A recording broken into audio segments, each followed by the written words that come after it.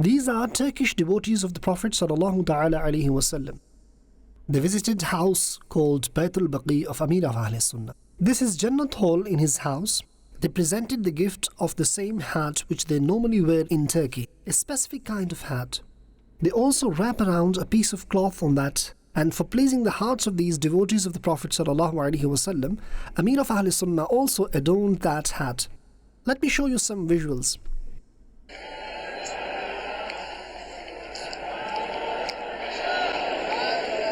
It has Na'le Pak on top of it.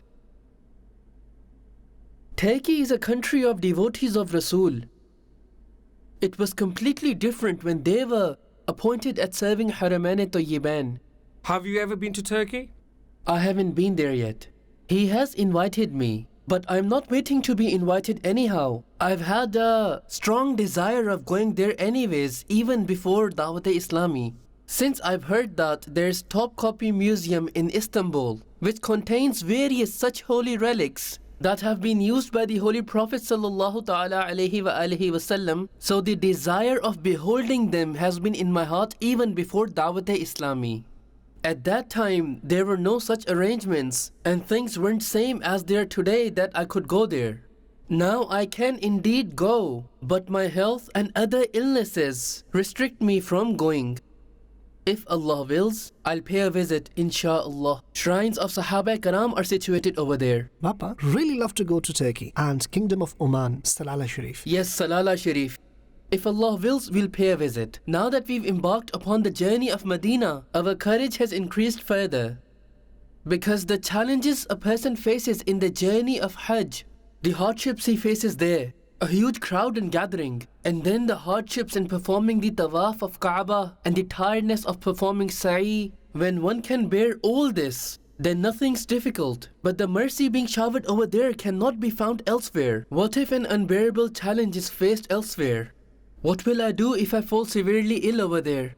So there are various such restrictive factors in it now. From the perspective of my health, I cannot do so. When Allah wills, all these factors will be removed. Insha'Allah Azza wa Jal, I want to visit Istanbul, especially the Topkapi Museum in it. It is my desire. Then I will meet Islamic brothers as well over there. There are a lot of devoted people over there. By a lot, I mean that there are various Turk Muslim Islamic brothers who are devoted and love Dawat-e-Islami immensely. And I'm really impressed with their devotion towards the Holy Prophet ﷺ. As you get amazed when you read the history regarding the services they rendered towards the Masjid-e-Nabawi Sharif. They would take every single stone outside Medina and then carve it. They would ensure that all the cutting, carving, slicing and designing of the stones with the hammer is done outside Medina. And no noise is produced inside Medina in case Holy Prophet ﷺ gets troubled. That's how cautious they would be.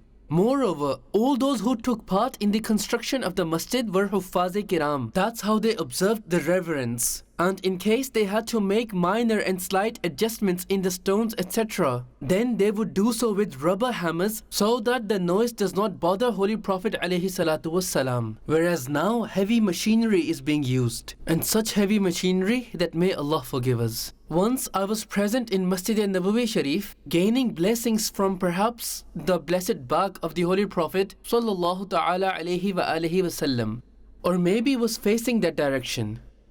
So the ground started shaking, the ground of Masjid-e-Nabawi. It's Allah's mercy that fear did not overcome me. Rather, I thought that my desire for Baqi is going to be fulfilled now. I thought that an earthquake has struck, the earth will open up and I will rest inside it. So I sat back comfortably. But how am I that fortunate? Anyhow, the ground then became stable. Now, I was under the impression that an earthquake has struck, but then I realized that extremely heavy machinery was being used for construction work. It was making severely loud noises. So it was due to that botheration that the blessed earth was shaking, and it displeased me severely, thinking that due to the usage of such heavy machinery, when we are getting troubled, then how distressful it would be for my master. These are my sentiments. We are devotees, why argue with us? Don't argue with us. We talk about the devotion and love of Holy Prophet ﷺ. Ummul Mu'mineen Sayyidatuna Aisha Siddiqa radiyallahu ta'ala anha would not let anyone hammer a nail in Medina. She wouldn't let anyone cause hammering noises. That my master is asleep, he'll be troubled. He is resting here. So at that time, people used to do all these works outside Medina that would create noise, etc. Moreover, they wouldn't perform istinja in Medina. For this, there was a specific place outside Medina where the Muslims of that era would generally go and perform their istinja. What great respect they observed. Well, the entire Medina, the whole area of the old Medina, has now been included and come within the boundaries of Masjid-e-Nabawi Sharif. It has all come within Masjid-e-Nabawi. Now the city outside it has been extended to a great extent.